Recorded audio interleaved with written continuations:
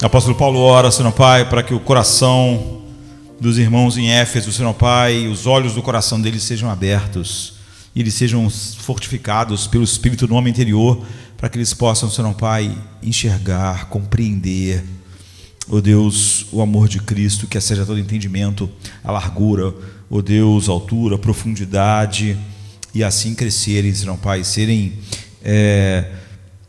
fortalecidos, Senhor Pai, neste amor para todas as coisas que eles tinham que viver, ó Deus, todo o sofrimento, Senhor Pai, de uma cultura totalmente antagônica, que prendia, matava, torturava, fazia, Senhor Pai, espetáculo público daquelas pessoas, mas que, Senhor Deus, encontraram um amor, um deleite, uma alegria tão profunda em seu Filho, que podiam viver num mundo daquele, Senhor Pai, horrível como era aquela sociedade. E a verdade, Senhor Pai, é que a graça é suficiente para vivermos em qualquer época, em qualquer circunstância, ó Deus, e exalarmos, Senhor Pai, o bom perfume de Cristo. Então, que nesta noite nós possamos olhar para a Tua Palavra, Senhor Pai, exatamente, Senhor Deus, para nos enchermos, para que, Senhor Deus, quando todas as coisas da vida nos atingirem, o que as pessoas possam, Senhor Pai, experimentar, porque será o que nós estaremos experimentando internamente, Senhor Pai, todas as belezas de Cristo, Senhor Pai, que o Espírito Santo está esculpindo em nós, ou todo o fruto que Ele está, Senhor Pai, fazendo, Senhor Deus, crescer em nós, que nada mais é do que cada vez mais nos parecermos com o Seu Filho, e cada vez, Senhor Pai, menos, Senhor Deus, estarmos despidos daquilo que caracteriza, ó Deus, a vida do homem natural, que anda na escuridão, não sabe onde pisa, tropeça e cai, sem saber, Senhor Pai, no que tropeçou. Nós somos filhos da luz, e, Senhor Pai, podemos enxergar a vida e cada coisa que compõe a vida, Senhor Pai,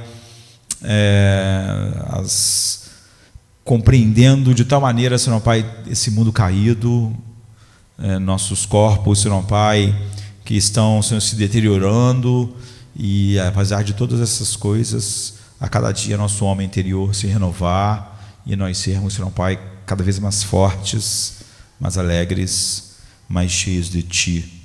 Nós possamos encontrar isso na Sua Palavra hoje, e, Senhor Deus, todos os dias da nossa vida, em nome de Jesus, amém. Eu queria falar hoje a partir de uma coisa que não é um esboço de um sermão, normalmente é o que a gente prepara, mas são só notas sobre algo que eu falei aqui já tantas vezes, que eu sempre oro olhando para um salmo. E é óbvio que quando você ora assim, eu faço pequenas anotações que eu estou tirando daquele salmo, que vão se transformar em oração à medida que eu oro, leio e oro. E eu queria só falar sobre essas notas. Não é aquela coisa que você fica 2, 3 dias preparando, e sim aquilo que sempre que você vai orar com a Bíblia, um salmo, as pequenas anotações que você faz. E é um dos salmos preferidos meus. Eu não sei se os irmãos têm salmos preferidos, mas eu tenho. O Salmo 4 é um deles, e diz assim: responda-me quando clamo, ó Deus, que me faz justiça. Dá-me alívio da minha angústia. Tem misericórdia de mim e ouve a minha oração. Até quando vocês, ó poderosos, ultrajarão a minha honra? Até quando estarão amando ilusões e buscando mentiras?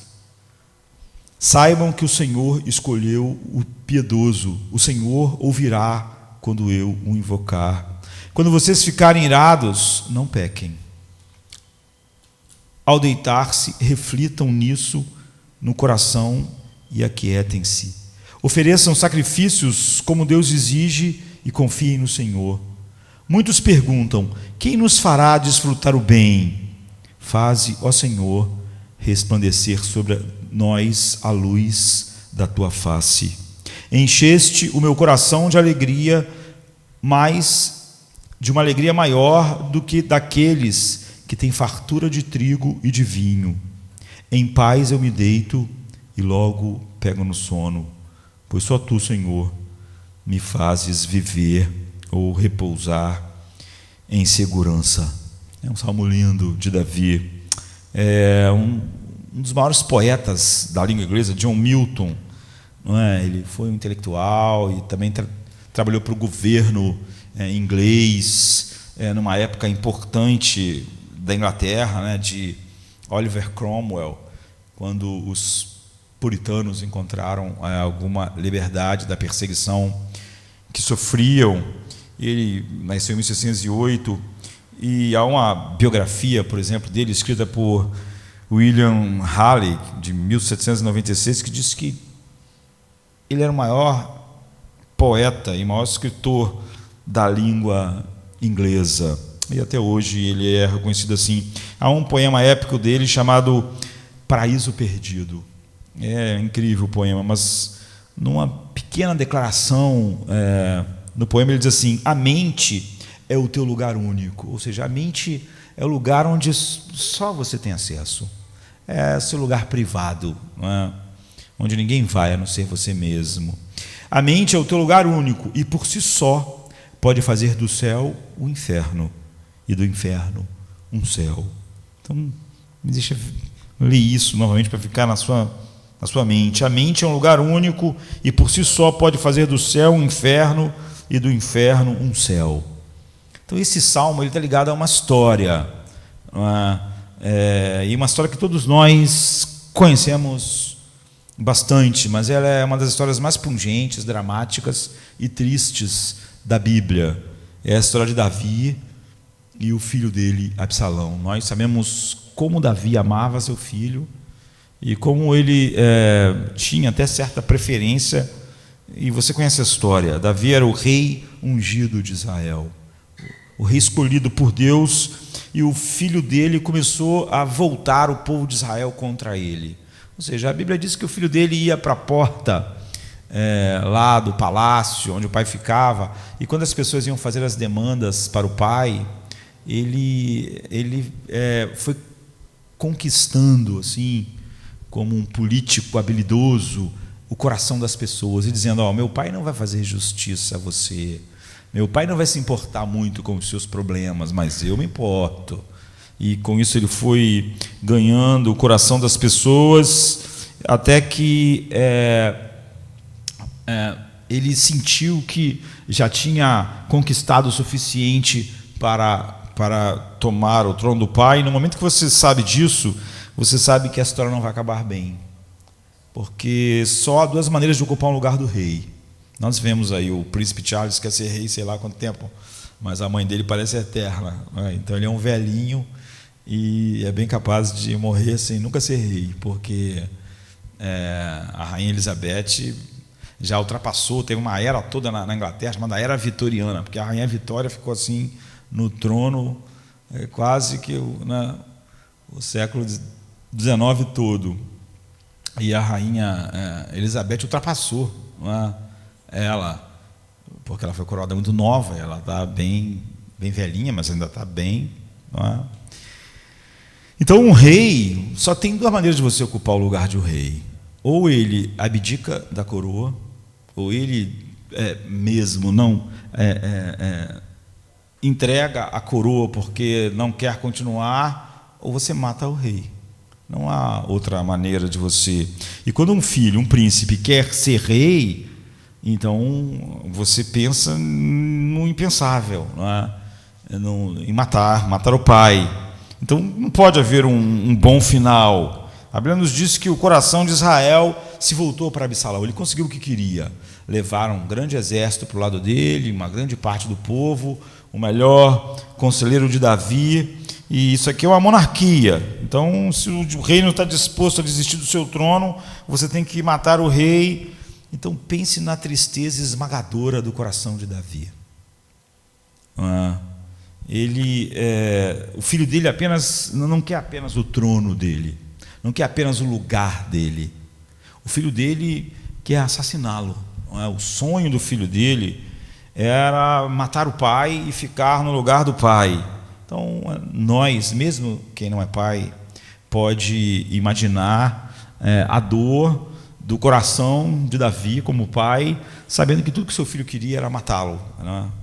Então pense em como é de partir o coração ter as pessoas que você liderou e as pessoas que você serviu ser tão inconstantes e desleais como Israel foi. Davi liderou Israel durante muitos anos, não é?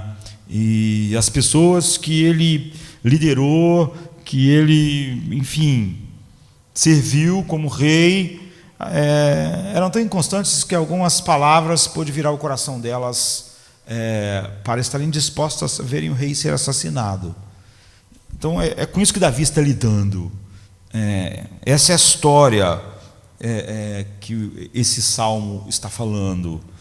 Então você sabe que essa história não pode acabar bem, e o Salmo 4 é parte de um salmo gêmeo, onde começa no Salmo 3, que é amanhã, e esse é a par da tarde. Então o Salmo 4 é um salmo da tarde, escrito quando Davi escapou do trono, não é? Com medo por sua vida, e agora Davi está numa caverna.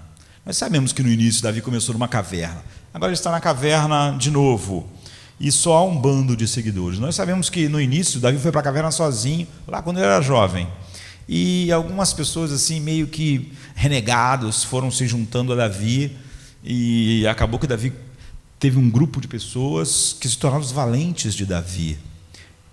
Quando Davi está com 60 anos, que é quando isso acontece, de novo, você vê, todos abandonaram Davi, o exército, menos esses homens, os valentes de Davi. Eles foram com Davi de novo para a caverna, para o deserto, fugindo. E a história não vai ter um bom final mesmo. A gente sabe como vai acabar, o relatório vai chegar a Davi de que o seu filho Absalão foi morto, foi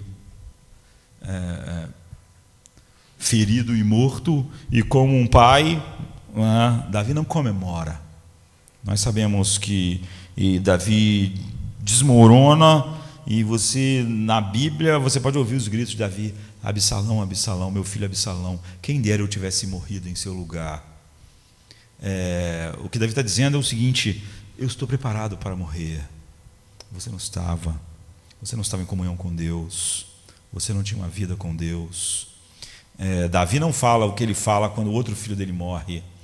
Quando o filho de Davi morre, ele diz: você nunca mais vai vir a mim, mas eu vou até a ti. Ou seja, nós vamos nos encontrar de novo. Você não vai vir a mim, mas eu vou. Mas ele não pode dizer isso de Absalão.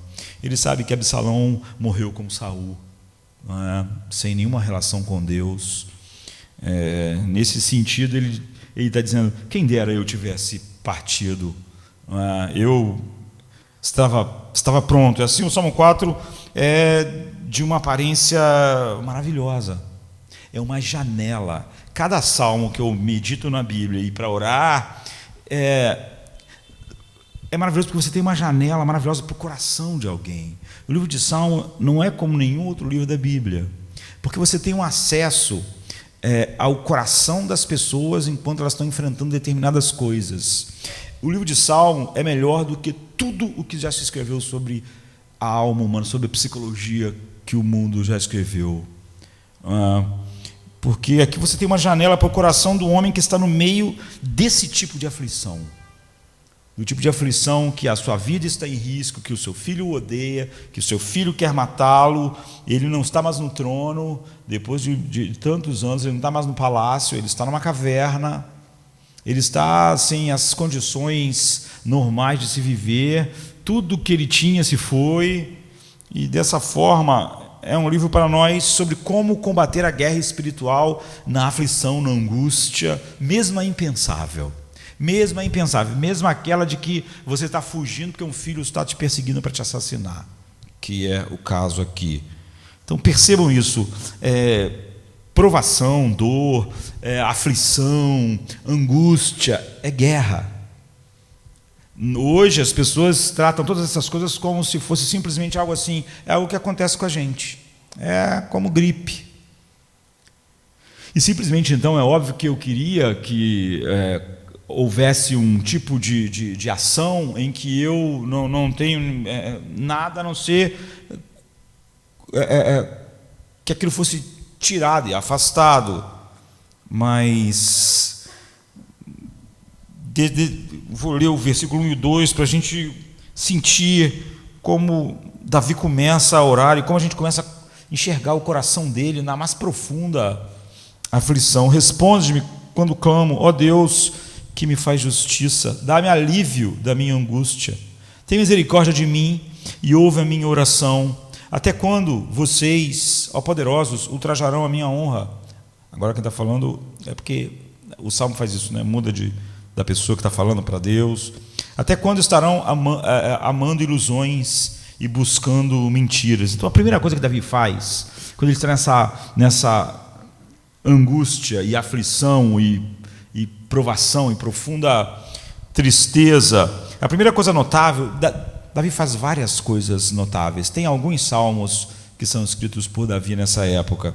A primeira coisa notável que você vê no coração de Davi é que, em meio ao desastre, em meio ao impensável, olha, se você é pai, se você ama o seu filho ou seus filhos, é impensável você imaginar que o seu filho quer te assassinar. No meio então do desastre, do impensável, ele é o rei ungido, não é? Pense nisso. Deus colocou não apenas esse título em Davi, não é um título assim, não. Deus atribuiu sua própria honra ao trono de Davi, de tal maneira que Deus disse assim: nunca haverá no trono por toda a eternidade, nunca deixará de haver no trono por toda a eternidade alguém que não seja um descendente seu. Um descendente seu vai reinar para todo sempre. Você vai ver que a raiz de Davi, né, o leão da tribo de Judá, é aclamado, é cantado no céu para Cristo. Agora, então como isso poderia acontecer? Como Deus pode escolher um homem, como um homem pode ser tão próximo a Deus e ainda assim uma desgraça, né? Uma tragédia, um horror desse entrar na vida dele, o filho quer assassiná-lo, o povo se volta contra ele tem que fugir, ele está numa caverna. Como isso poderia acontecer? No entanto, nesse momento, Davi não foge de Deus, ele corre para Deus. Davi não age com autopiedade. A autopiedade sempre nos afasta de Deus, não é? Nós sempre, quando estamos sentindo pena de nós mesmos, nós começamos a culpar o mundo, culpar as pessoas, nós estamos a achar culpados, porque é óbvio que você não sente pena de você mesmo sem se vitimizar. E você sabe disso, nós devemos ser honestos. É tentador fugir de Deus nesses momentos. É mais comum as pessoas falarem: Deus, eu pensei que tu me protegeria, eu pensei que você ia proteger minha família, eu pensei que eu estaria seguro sem essas coisas me atingirem. Como isso pode acontecer comigo? Eu sou um dos mocinhos. Como eu posso ter um filho igual a Absalão, e Saul, aquele rei horroroso, tinha um filho como Jonatas? Como é possível? Não é? Como é possível eu te segui, eu te obedeci, isso não devia acontecer. Então, como é fácil a gente levar Deus para o tribunal do nosso julgamento, ou dizer que nós não entendemos o que está acontecendo, e aí é difícil nos relacionarmos com o que está acontecendo. É óbvio que pessoas assim vão ter dificuldade no meio da aflição e da angústia, da perda, e nós começamos a julgar Deus como imprudente. A nossa ansiedade diz que Deus não está sabendo o que está fazendo, e nós podemos fazer declarações, mas tudo em nós conta uma outra história. Então eu gostaria de dizer que nenhum de nós aqui nessa noite faz isso quando as coisas ficam difíceis, mas gostaria de dizer que cada um de nós, sempre que as coisas impensáveis acontecem, diz: o que Deus ordenar está certo, o que Deus ordenar é correto. E alguém estava me dizendo outro dia que ele tinha um desejo ministerial e que ele investiu tudo nisso. 3 anos ele se envolveu com aquilo e gastos foram feitos. E depois uma pessoa, por cada ação de uma pessoa, todo o investimento, todas as coisas, uma pessoa que ele confiou, aquilo se esvaiu. Tudo se perdeu, todo o projeto de 3 anos, todo o dinheiro, todas as coisas se esvaíram. E ele disse que foi para o escritório, andou de um lado para o outro e disse: Deus, eu estava fazendo isso para ti. Todo esse planejamento, todas essas coisas era para ti. Todo esse trabalho se foi. Que sentido isso faz? E, no entanto, é óbvio que ninguém fica assim porque você vai fazendo algo para Deus. Se nós estamos fazendo algo para Deus e as coisas vão de uma determinada forma, nós nunca ficaríamos dessa forma. É óbvio que era a respeito de nós. A ideia de que eu tinha um sonho, por exemplo, nesse caso aqui, ministerial, que não se realiza, e eu falo, era para ti, Deus, era para ti, agora eu não sei o que está acontecendo. É óbvio que não era para Deus. A carta aos Romanos é produto da frustração, eu diria, ministerial do apóstolo Paulo. Ele só escreve Romanos porque ele queria pregar na Espanha e precisava de uma igreja que fosse a base para a evangelização da Espanha, fosse a base financeira, que apoiasse a viagem, apoiasse financeiramente a pregação que seria feita na Espanha, e, enfim, é por isso que ele escreve a carta. Ele vai usar a igreja em Roma como base para evangelizar a Espanha. E por isso ele manda a carta e escreve Romanos todo, quase que mostrando, está vendo esse grande evangelho? Então, a Espanha precisa ouvir esse grande evangelho. E aí nós temos o evangelho, né? Nada é maior do que o livro de Romanos, mas por causa disso ele estava mostrando esse grande evangelho que a gente crê, então, e que vocês agora conhecem. Eu quero levar até a Espanha, e vocês vão ser ombro a ombro comigo nisso. Mas Paulo nunca foi para a Espanha. Esse sonho nunca aconteceu, nunca se realizou, mas estava tudo bem. Mas essa pessoa não, agora, depois de anos, ela estava conversando comigo quão não era verdade, não é que aquilo, mas ela disse que ela reagiu assim. Isso é comum. No entanto, o coração de Davi corre imediatamente para Deus e diz essencialmente isso: olha, tu me respondeste no passado, tu me socorreste no passado, eu sei que tu irás me responder agora. Então, quando você você não corre para Deus quando o teu coração fica amargurado com os acontecimentos. Quando você não faz algo sobre você mesmo, então você pode fazer igual Davi. Ele perdeu o trono, ele perdeu a coroa, ele perdeu o palácio, ele estava numa caverna, e ele diz: tu sempre me respondeste no passado, eu sei que me responderás agora. É uma resposta notável. E quando Davi está correndo em direção a Deus, como um homem de amor e compaixão, como alguém que liderou Israel durante tanto tempo, seu coração imediatamente pensa no povo de Israel, nos israelitas, que talvez não o conheçam. É óbvio, nem todo mundo numa nação conhece o rei, mas eles estão no meio de uma fuga de Deus. Eles estão fora do propósito de Deus. Davi sabe: eu estou na caverna, mas eu não estou longe de Deus. Eu não estou fora da comunhão de Deus, mas eles estão. Porque, escute, seguir Absalão é dar as costas ao trono de Davi, dar as costas à honra de Deus que estava por trás do trono de Davi.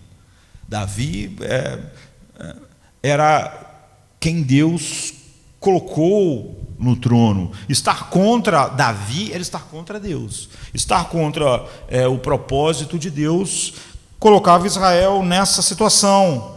Então, você não podia dizer, meu coração está com Absalão e meu coração está com Deus. A gente às vezes acha que pode fazer essas coisas, dizer que nosso coração está com algo que é contrário ao que Deus diz ser a verdade, ou diz ser sua vontade, e estar com Deus ao mesmo tempo. Mas é óbvio que não é possível. Aqui está um homem que se entristece, porque ele entende, naquele momento, que sua única esperança é o Senhor, e sua única esperança para o povo que ele lidera é Deus, mas que aquele povo não está em comunhão com Deus. E ele diz, até quando você acreditará na mentira? Quanto tempo a glória será transformada em vergonha? Porque era isso que Israel fez, acreditou na mentira, acreditou em algo que não era o propósito de Deus, não era a vontade de Deus, e transformou a glória de Deus em vergonha. Então, queridos, quando chega o impensável, como eu disse, isso é apenas notas da oração sobre o Salmo. Quantas coisas que você não escolheria acontecem, porque o sofrimento é isso, as coisas que a gente nunca ia escolher acontecem, aquilo que a gente nunca queria que entrasse na nossa vida entra, ou o sofrimento às vezes é o oposto, aquilo que a gente queria que acontecesse não acontece, né? Então, quando coisas que você não escolheu acontecem, quando aquilo que você nunca decidiu passar, nós normalmente fazemos planos que não se realizam, e há coisas que a gente nunca planejou que entram na nossa vida. Quando provações, problemas acontecem, não importa quão pequenos ou grandes seja em tamanho. Deixa eu perguntar a vocês hoje, para onde o seu coração corre? Você corre para Deus ou foge de Deus? Você tem questionamentos para Deus ou você corre para Ele? Você dá vista num lugar impensável, odiado pelo filho, buscando a vida dele numa caverna escura, na escuridão. Hoje as pessoas diriam, isso é a noite escura. Quem pode ter alegria com o filho querendo te assassinar? Isso leva as pessoas a uma profunda tristeza, e ele fica lá na escuridão, sem consolo, isso vai aumentando. Aí você vê, ele vai em direção a Deus, e ele sabe que tudo que Israel precisa é a mesma coisa. Agora olha o versículo 3, mas saiba que o Senhor separou os piedosos para si, o Senhor ouve quando eu clamo. Então a segunda coisa que Davi fez é que Davi se lembra da sua identidade em Deus. Eu acho que uma das coisas que nos causa grande problema em tempos de aflição, angústia, perda, provação, a coisa mais insidiosa em nossos corações, que nos faz responder não da maneira que Deus é honrado na aflição, é o que eu chamaria de amnésia de identidade, não é? Pelo menos eu espero que seja. Nós esquecemos quem somos, não é? Esquecemos quem somos. Se você é filho de Deus, você não é Joey, João, Maria, Márcia, qualquer. Você é filho de Deus. Você tem, como se tivesse o sobrenome dele. Você não é simplesmente alguém que está tentando sobreviver no mundo caído. Você não é alguém que está tentando sobreviver na selva. Não é? Isso não é o que nós somos. Nós somos filhos do Deus Altíssimo. A gente viu hoje Jesus orando, exultou no Espírito e orou. Eu te agradeço, ó Pai, Deus, Senhor dos céus e da terra. Então, e nossas histórias são realizadas e conduzidas e estão nas mãos do Senhor dos senhores e do Rei dos reis. E isso se apropria de nós, e é isso que faz de nós quem nós somos. Agora, talvez, e se alguém não age de acordo, ou ele tem uma amnésia de identidade, ou pior, ele tem uma identidade que não está onde deve estar mesmo. Talvez a razão pela qual as aflições hoje da nossa geração fútil sejam tão arrasadoras, as pessoas viviam tão tristes, deprimidas e arrasadas, Talvez não, o mundo, com certeza. Não e tudo seja tão difícil, porque essas coisas desafiam as nossas identidades. E as avaliações, as provações, as perdas avaliam as nossas identidades. Identidade é aquilo que você é em todas as situações. Como eu já disse, nós temos vários papéis nas nossas vidas. Eu sou pai, sou marido, sou, enfim, pastor, mas nenhuma dessas coisas pode ser a minha identidade. São papéis que eu exerço. Então, sua identidade não deveria estar naquela pessoa com quem você é casado, nem naquele filho ou naqueles filhos. Você deve ser grato e devia ser grato por esse relacionamento, mas essa pessoa não é o seu Messias. Não é?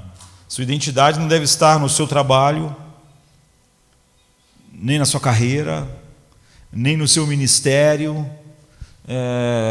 não deve estar na sua aparência, não deve estar na coroa que Davi usava, não deve estar no palácio dele, não deve estar no status que ele tinha de rei,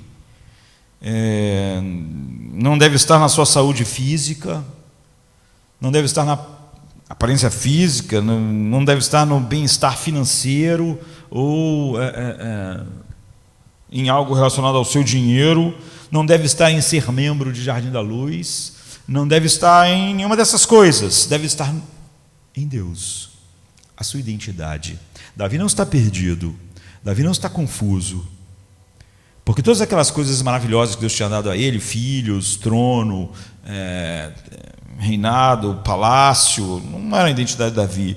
E se a sua identidade não está em Deus, você é uma pessoa sempre em perigo espiritual, porque tudo na tua vida é devastador. Por que as pessoas ficam sempre tão devastadas? É que quando aquilo que eu coloquei a minha identidade está em perigo, então eu mesmo estou em perigo. Se tudo que eu acho que faz a minha vida, que me dá identidade e valor é ser pastor, quando isso terminar, então eu estarei acabado. Eu vou estar devastado, não vou saber lidar com essa situação. Talvez seja por isso que um Deus amoroso permita provações em nossas vidas.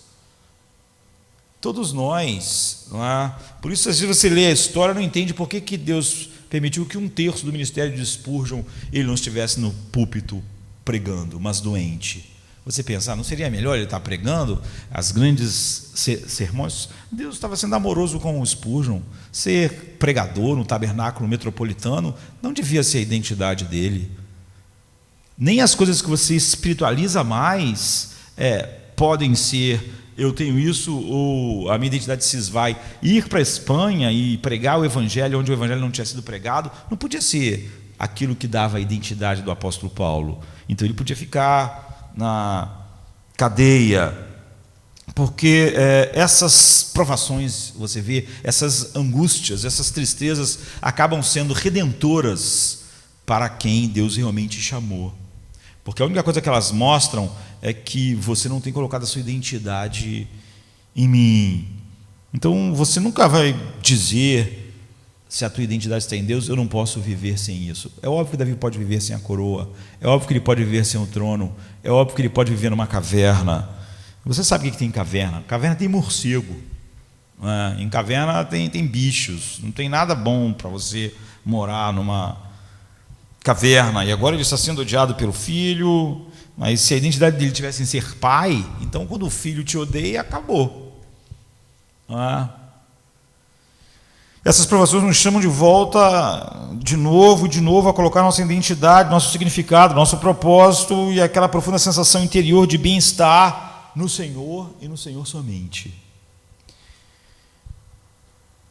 Agora, quando a gente lê um salmo desse, como eu disse, isso são apenas notas de oração, ou seja, eu uso o salmo para me orar, para me sondar o meu próprio coração e orar a Deus.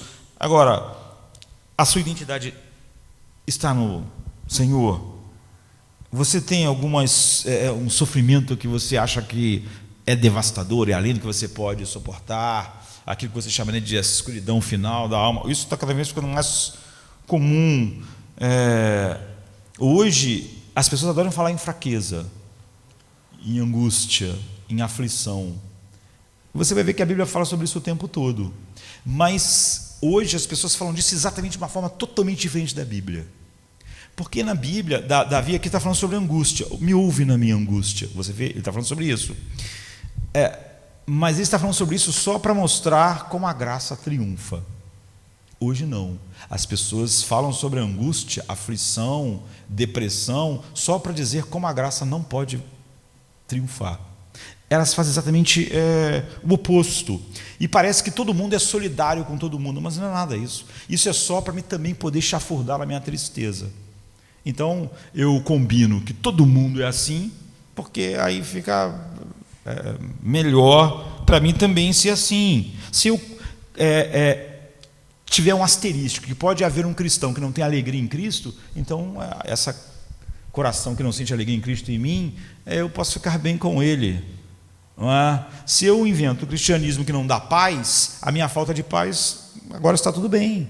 Parece ser solidário, mas não é. Então eu acho que hoje em dia, no meio cristão, a defesa mais apaixonada nas redes sociais é a defesa da depressão. Eu nunca vi uma paixão tão grande como essa, não é?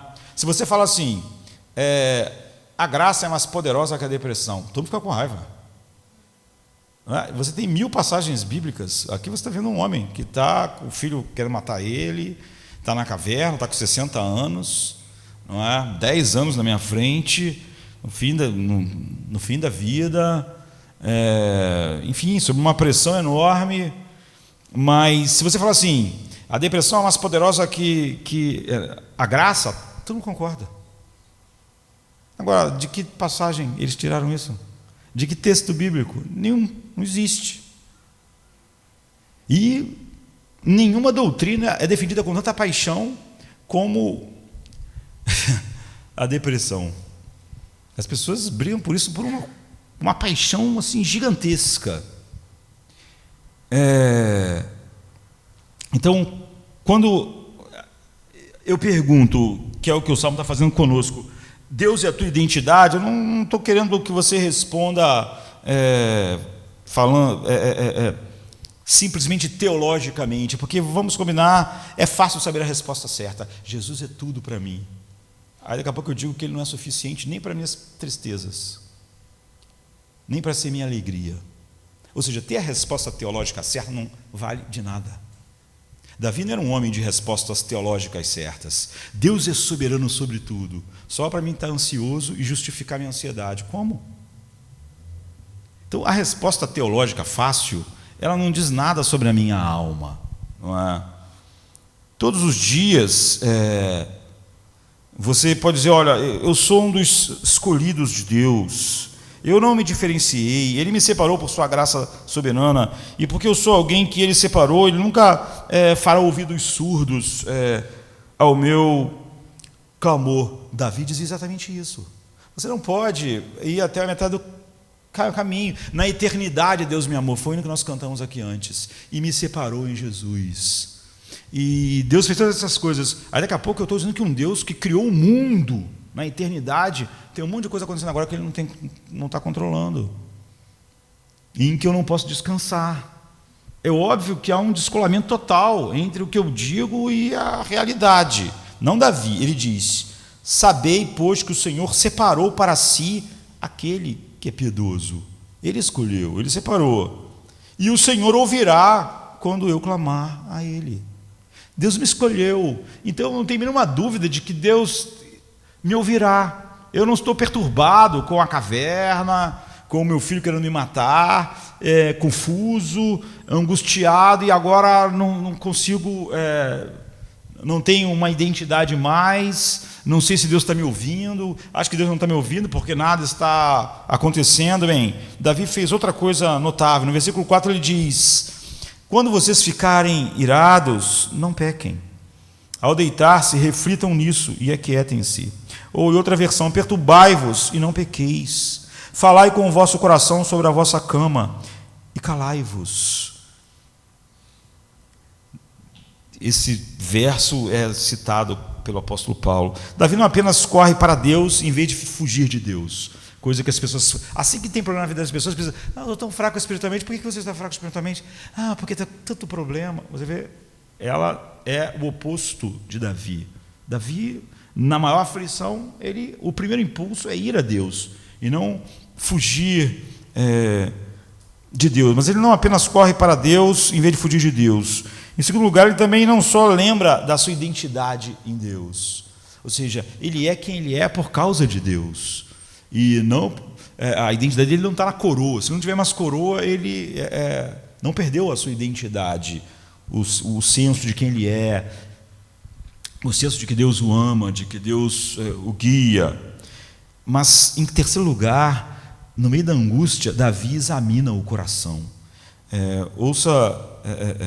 É muito fácil na provação, você está tão envolvido com o seu sofrimento que você nunca presta atenção no seu coração. Em seu coração,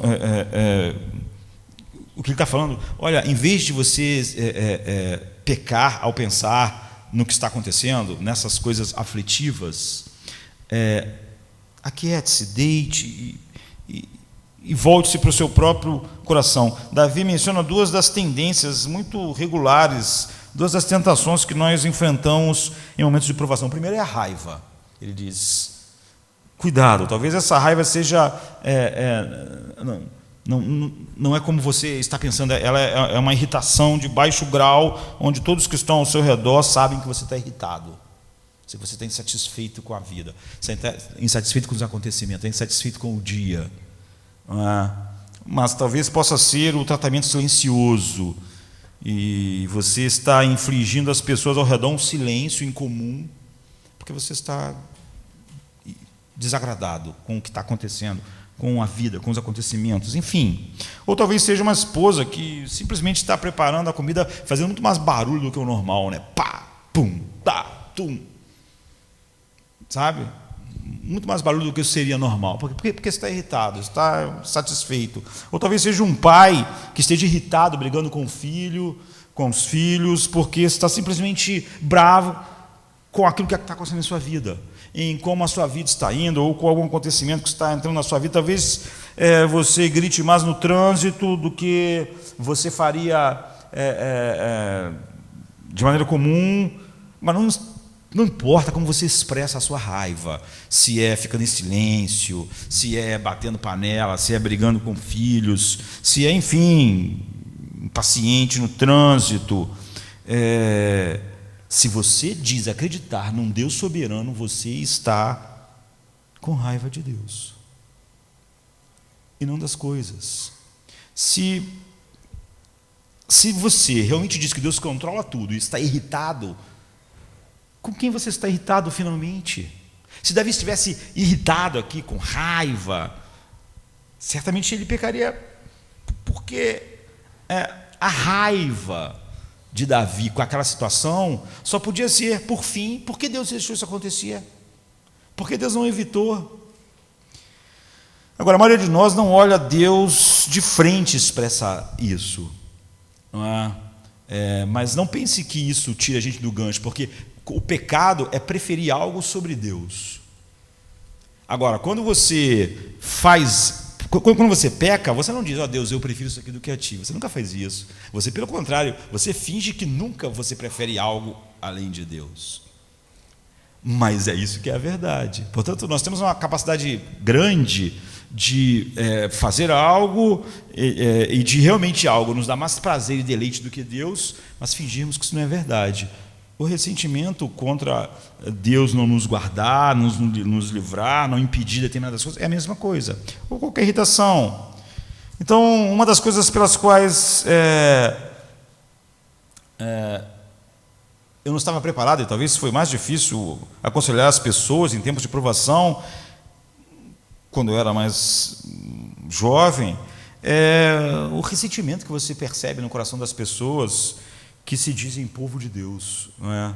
E sob as lutas e as circunstâncias havia uma insatisfação com Deus, que é óbvio era totalmente espiritualmente debilitante ou mortal, mas a pessoa, eu pensava enquanto ouvia a pessoa, essa pessoa nem vê que ela está ressentida com Deus, ela nem percebe. Então aqui está, queridos, você normalmente não corre em direção a alguém contra quem você está ressentido. Por que as pessoas têm dificuldade no meio de um monte de problema a ir a Deus? Ir a Deus para encontrar nele deleite e alegria. Porque você não corre, quando você está ressentido com alguém, para encontrar prazer e deleite naquela pessoa. Então, essa raiva é um pecado incrível, não é terrível. Mas isso leva a outro pecado. Aqui diz assim,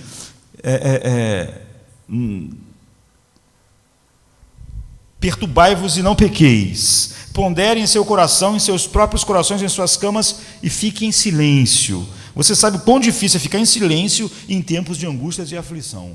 Tudo que as pessoas querem é falar, em tempo de qualquer coisa que está realmente nos machucando, porque existe dentro de você uma reclamação.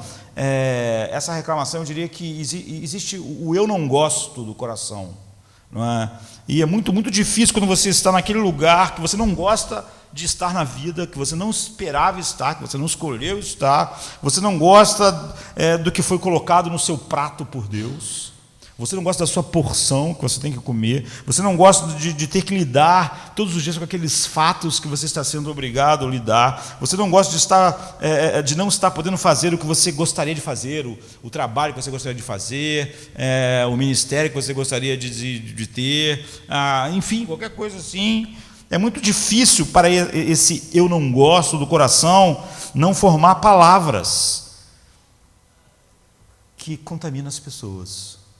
É por isso que a Bíblia fala que o coração fala do que a boca fala do que o coração está cheio, em Mateus 12:34. É difícil não estar satisfeito em Deus e não contaminar as pessoas. É difícil você não sentar perto de alguém e começar a falar, reclamar e dizer que alguém não está atrapalhando, ou então que a vida não está sendo como é. É difícil, não é? E assim, a minha raiva e insatisfação com as minhas circunstâncias se espalham para todo tipo de comunicação prejudicial e ímpia, que faz as pessoas terem uma visão não de quem Deus é. Isso é verdade, isso é comum, todos nós temos que estar atentos. No tempo de angústia, você não vai lembrar aí um tempo de angústia em que você magoou alguém ou que criou problemas porque ficou em silêncio. Não é? Coisa incrível é para o homem, no meio dessa dificuldade esmagadora, ser tão consciente de si mesmo, a ponto de olhar para seu coração, como Davi está dizendo, e ficar quieto. Mas Davi não terminou aí. O que ele está dizendo é que, em vez de falar, ele aquieta, olha para o seu próprio coração e pergunta: por que eu estou assim? Nós vemos como Davi costuma fazer isso, como por exemplo no Salmo 42, quando ele diz para si mesmo: por que estás abatido, a minha alma? Por que te perturbas dentro em mim? Você vê, ele está falando com o seu coração, em vez de falar com os outros, ficar falando. Ele está, se viu numa situação, em vez de espalhar, ele falou para si mesmo: por quê? Por que você está reagindo assim a essa situação? Então ele não apenas corre para Deus, como ele se lembra da sua identidade em Deus, e não apenas examina o seu coração, mas Davi, por fim, volta o seu coração. Você vê, em vez de deixar fluir palavras, em vez de se aquietar, deitar na sua cama, falar o seu próprio coração, ele se aquieta, olha para o seu coração, faz as perguntas certas, e aí ele começa a adorar a Deus. Quando você tem dificuldade, é o primeiro impulso, assim, você tem esses 4 passos que Davi mostrou aqui. Nós sabemos que quando outro filho de Davi morreu, ele faz a mesma coisa. As pessoas estavam com medo de dar a notícia a ele, porque ele estava há dias orando, sem comer, e ele percebe, e quando dizem para ele: seu filho morreu, a Bíblia diz: ele levantou, se cingiu e foi lá e adorou a Deus. Então, certa vez eu estava conversando com uma senhora que estava passando por um período de grande provação, enfim, ela enfrentava realmente algo incrível, horrível, impensável. E ela diz: olha, eu mal posso suportar um culto de adoração, é quase impossível para mim cantar grande a tua fidelidade e essas coisas, porque eu olho em volta e eu estou amarga. E eu estou amarga com as pessoas ao meu redor que parecem estar adorando, com o coração aberto, e eu digo a mim mesmo: por que eu estou aqui? Não é? Porque eu... o que eu tenho a ver com o que está acontecendo à minha volta, sabe? Então você vê que esse princípio, quando eu estou insatisfeito com Deus, é muito difícil correr para Deus, é muito difícil encontrar deleite em Deus. Por isso que todo mundo vai defender tudo que o humanismo secular diz para uma pessoa que está cada vez mais amarga, mais triste, sem nenhuma alegria em Deus, no meio do mundo como ele é, porque a pessoa não se parece com a descrição do coração de um homem regenerado, como você está vendo Davi. Então, com o coração aberto de louvor e sacrifício de adoração, é o que ele diz. Talvez a adoração nunca seja mais doce, a adoração nunca seja mais sincera, a adoração nunca seja mais honesta do que essa, porque naquele momento eu não estou adorando a Deus porque eu tenho uma coroa, porque eu estou no palácio, porque meu filho não quer me matar. Eu estou adorando a Deus por causa de Deus. Você vê, eu encontro nele a identidade, eu encontro nele a alegria da adoração. Eu estou adorando de verdade. Quando eu estou adorando assim, eu tenho certeza de que até quando está tudo bem e eu adoro, é de verdade. Mas quando eu estou assim e eu não consigo adorar, é óbvio que eu não sei se adorei a Deus alguma vez na minha vida. Porque isso é adoração. Nós adorarmos Deus porque Ele é Deus. Ele é a alegria, Ele é a felicidade, Ele é o deleite. Então veja o versículo 6. Muitos dizem: quem nos mostrará? Primeiro ele diz isso: eu me prostro, eu adoro a Deus. E depois ele diz: muitos dizem: quem nos mostrará algo de bom? Eleve a luz do teu rosto sobre nós, ó Senhor. Outra versão: muitos dizem: quem nos mostrará o bem? Senhor, exalta sobre nós a luz do teu rosto. Davi não corre apenas para Deus, ele não apenas lembra da sua identidade em Deus, ele não apenas examina o seu coração e fica em silêncio, ele não apenas se dedica à adoração. Você vai ver que aqui, em quinto lugar, Davi começa a ministrar às pessoas que estão ao seu redor. Porque aqui está o que está acontecendo no versículo 6. Davi está, de maneira poética, resumindo a situação na caverna. Ele não está na caverna sozinho, está um bando de gente com ele lá. E aquele bando de seguidores leais seguiu ele até a caverna, e eles estão dizendo o quê para Davi? O que vai acontecer agora? Diga-nos, rei, o que pode sair de bom nisso? O que bom pode sair do que está acontecendo? A gente na caverna, o teu filho com um exército enorme, querendo matar a gente. O que pode sair? O que vai acontecer? O que vai acontecer? O que vai acontecer? Muitas pessoas, elas acham que iam ter paz realmente se elas soubessem o que vai acontecer. Eu acho interessante que Davi faz a seguir. Ele não responde a essas perguntas temerosas e ansiosas, dizendo para eles o que vai acontecer. Ele diz assim: Senhor, o que essas pessoas estão aqui comigo precisam não é tanto de um conjunto de respostas do que vai acontecer amanhã. O que elas precisam é de uma experiência da tua presença na caverna. Se elas tivessem a experiência da luz da tua face na caverna, elas não estariam preocupadas com o que vai acontecer amanhã, porque elas têm aqui o que é necessário. Você vê que o que ele fala no verso muitos dizem: quem nos mostrará algo bom? Ou seja, o que de bom pode sair disso tudo? Eleve a luz do teu rosto sobre nós, ó Senhor. O que nós precisamos aqui na caverna, Deus, não é saber o que vai acontecer amanhã, o que de bom pode sair disso. O que nós precisamos aqui é ver a luz da tua face. E se nós vermos a luz da tua face, tudo estará bem. Então, o que ele está pedindo é: Senhor, que essas pessoas que estão comigo aqui, angustiadas, dizendo que o que pode sair de bom disso, faça elas verem a luz da tua face aqui na caverna. E, Senhor, tu poderia ser terno, amoroso, gentil, misericordioso, a ponto de brilhar a luz da tua face para elas. Nós precisamos ver a ti. O que nós precisamos nessa caverna é ver a ti. Se nós vemos a luz da tua face, nada mais para a gente será necessário, não vamos querer saber o que vai acontecer, o que de bom pode sair disso, porque estará tudo bem se a gente vê a luz da tua face na caverna. Então, porque aqui está o que acontece na provação, na aflição. A provação é como uma montanha que está na minha frente, sempre, que pode obscurecer a minha visão de Deus. Sempre que as coisas, as provações e aflições nos levam a um lugar que é diferente disso que Davi está encontrando, é porque, óbvio, aquilo obscureceu a minha visão de Deus. Eu posso ver o problema, a aflição, eu posso ver as coisas, eu posso ver que não está dando certo, eu posso ver que em vez de ir para a Espanha eu estou preso, eu posso ver todas as coisas, mas a única coisa que eu preciso ver e não vejo é a face de Deus. Ou seja, tudo que aquelas pessoas na casa precisavam ver é que Deus estava com elas. Mas elas achavam que precisavam ver o que ia acontecer. O que ia acontecer de bom? Se elas vissem, elas iam poder ficar menos ansiosas, menos temerosas e mais. Davi não ora para elas verem nada do que vai acontecer. Davi diz: Senhor, mostra a luz da tua face agora aqui na caverna. É o que essas pessoas precisam. Elas precisam da luz da tua face. Davi está essencialmente dizendo: Pai, eu sei que tu estás na caverna. Revela a sua presença a eles.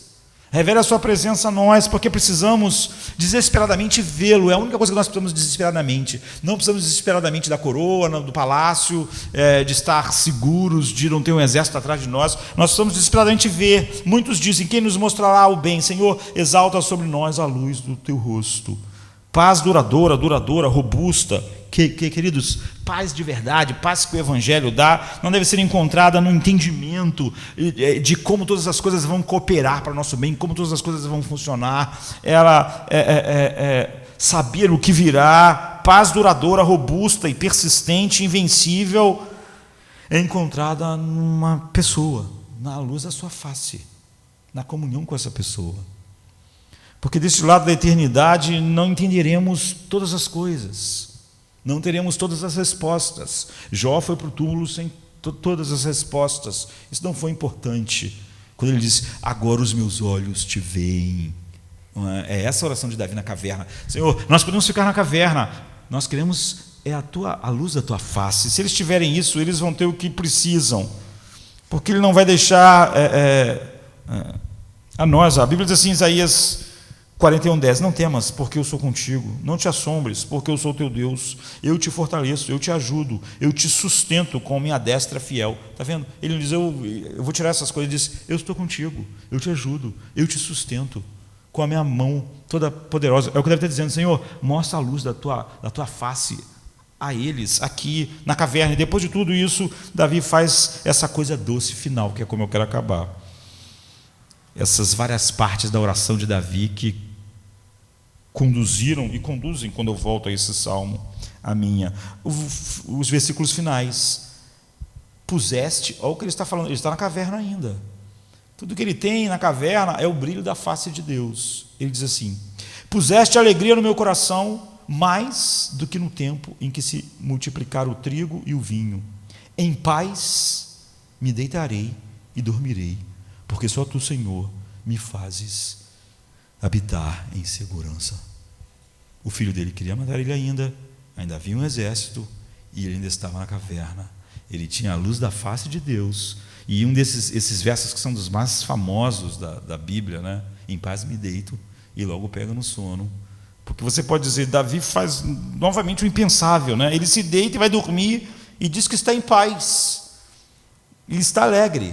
Eu estou mais alegre do que quando aquelas pessoas colhem o dia da colheita, dinheiro, né? Bufunfo, o cara plantou e colhe aquilo tudo, a fortuna. Então ele diz: meu coração está muito mais alegre do que as pessoas quando recebem aquela bolada de dinheiro. E você vê, ele agora tem paz, ele tem alegria. Como eu disse hoje, a defesa mais apaixonada é da insuficiência da graça para dar paz e alegria, que você vê no meio de um cristianismo secular, um cristianismo que flui do humanismo. Não podia dar essas coisas que Davi experimenta aqui mesmo, né? E quando as pessoas falam, como Jonathan Edwards, ele diz, os salmistas, eles só falam das dificuldades para mostrar o poder de Deus. Você pode ver, é verdade. Nunca é para fazer o que as pessoas da nossa geração fazem. Os salmistas, eles só falam assim: Deus, nós somos pó. Nossa vida é como a neblina da manhã, nossa vida é como a relva. Eu estou deprimido. Não é assim, não é para onde o salmo vai. Não é? Ele diz: Senhor, nós somos pó, nossas vidas são tão breves, mas Tu és desde toda a eternidade. Teus dias nunca tiveram começo. Eles começam a falar sobre Deus e aí pronto, tudo muda. É assim. Ou então Paulo pode dizer: Senhor, eu sou fraco, né? Tem um espinho aqui. Ele está falando isso, mas não é só para todo mundo depois ficar com pena de Paulo e ver que ele tem razão de ser uma pessoa deprimida. É só para ele dizer: mas eu posso todas as coisas naquele que me fortalece. Senhor, a Tua graça me basta. Você sempre fala-se dessas coisas para exultar a suficiência da graça. Hoje em dia não. É para dizer no final: não tem graça, não pode resolver isso. Então, você diz: como esse homem pode ter uma alegria nesse momento? O filho dele quer matar ele não tem mais o trono, ele não tem nenhuma cama para dormir, ele está na caverna escura. Bem, precisamos entender o que está acontecendo. Pelo relato histórico, nós sabemos que esse foi um momento de grande pesar para Davi. Haveria algo de errado com esse homem se não houvesse tristeza lá. Ele foi chamado por Deus para ser rei, ele não estava mais no trono. Este era o filho dele, e agora o filho dele quer matar ele. Isso é impensável. Davi é capaz de experimentar alegria porque ele correu para Deus aqui, em vez de fugir. Ele adorou a Deus no meio do sofrimento, ele foi exegético, expôs algo profundamente importante aqui. Ele diz: somente Tu, Senhor, me faz habitar em segurança. Você vê, somente Tu. Se o que me fizesse habitar em segurança fosse meus filhos, então eu não estava mais em paz e segurança, nem teria alegria aqui. Se fosse a coroa, então eu não teria mais alegria nem paz. Se fosse a aprovação do povo e o amor do povo, então a minha alegria, a paz, teria ido embora. Mas você vê, somente Tu, Senhor, me faz habitar em segurança. Não vem de outra coisa. A minha identidade, a minha paz, a minha segurança não vem de outro lugar. Pense nesse momento: Pai, se Tu sozinho é a fonte da minha segurança, eu não quero estar sem segurança. Eu estou tão seguro nessa caverna quanto no palácio. É o que deve estar dizendo. Somente Tu, meu palácio, não era a minha segurança. Eu não estou mais seguro lá do que aqui. Então eu dormia bem no palácio, eu vou dormir aqui na caverna. Louvado seja Ti, louvado seja Ti. Eu adoro a Ti. Com esse pensamento profundo, o coração de Davi se enche de tanta alegria que ele diz que ele pode dormir. Deito e logo pego no sono, porque só Tu me faz repousar. Tu sozinho, Tu sozinho, Tu sozinho, Tu e mais ninguém, Tu e mais nada, me faz ter segurança, paz, alegria, de tal maneira que aquelas outras tristezas, elas são engolidas por isso. É por isso que Paulo podia dizer: tristes, mas sempre alegres. Agora, eu não sei como você olhou essa noite para o Salmo. Talvez você esteja pensando: poxa, quem é esse homem irreal? Não, esse homem não é como eu, pastor. Não. É por isso que Deus deixou a história de Davi do jeito que ela é. Ele é um homem, ele pecava, nós conhecemos a sua história. Não há como responder a uma provação como ele está dizendo. Pastor Josemar, isso é tão desanimador. Bem, eu devo lembrar que esse homem é como nós, remido pelo sangue de Cristo, habitado pelo Espírito Santo, não conhecia tudo que nós conhecemos do Evangelho. Se há um problema, não é as fraquezas, não é a sua fraqueza, porque Davi mostrou ser fraco, pecou, enfim. Escute, o Salmo 4 não é um testamento de um homem irrealista, um homem perfeito. O Salmo 4 é uma narrativa do que a graça de Deus pode fazer quando o coração de um homem realmente foi capturado pelo chamado de Deus. Esse não é apenas o Salmo de Davi, quer dizer, eu quero acabar porque esse mesmo Deus de graça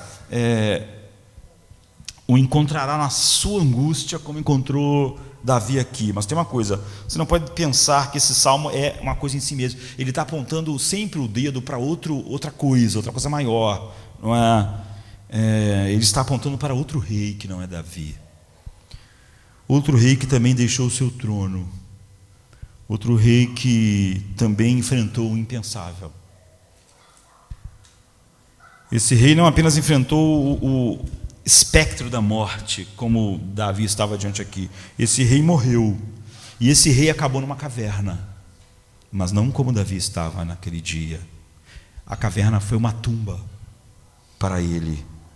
E esse rei conquistou aquela tumba, derrotando o pecado, derrotando a morte. E aquele rei, Jesus, que enfrentou a morte por nós, diz que o poder da ressurreição está agindo em nós. Ele conquistou a morte por você, para que você tivesse vida, e a vida nada mais é. Alguém diz assim: eu tenho a vida eterna, mas a minha comunhão com Deus, minha alegria em Deus, isso é estranho, porque a vida eterna é conhecer Deus.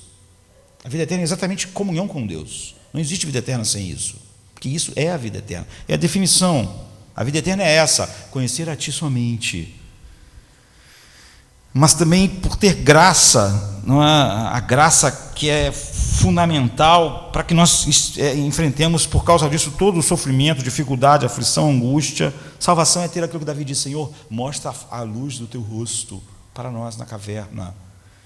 E quando nós confiamos, todo mundo aqui vai dizer que confia em Cristo, a questão é se isso é funcional. Se eu tenho algo e me sinto bem, e digo que eu confio em Cristo acima de tudo, mas eu não me sinto bem se eu perco algo e tenho Cristo, então é óbvio que não é funcional. A questão é que você vê que ou a confiança é funcional ou ela é falsa. Ela é falsa. Para que as aflições e as provações não possam fazer nada mais do que fizeram com Davi, aprofundar e solidificar as realidades espirituais do seu coração regenerado,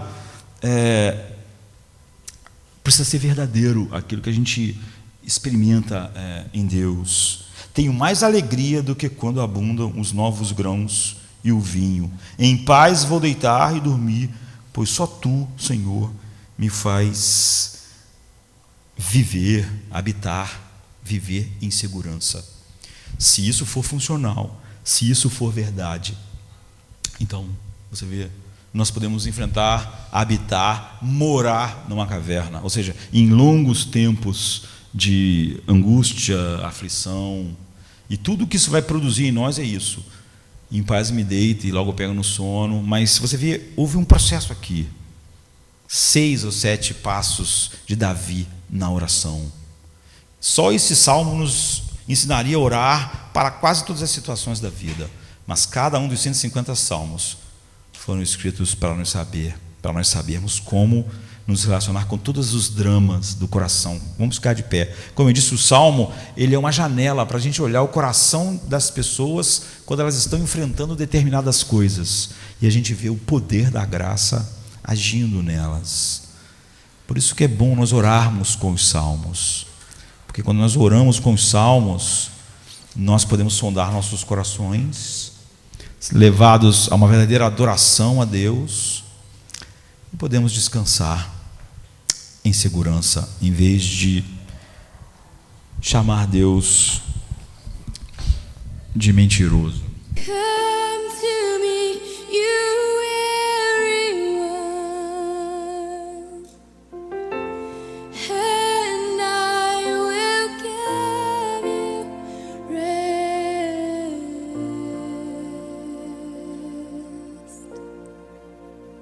I will give you rest.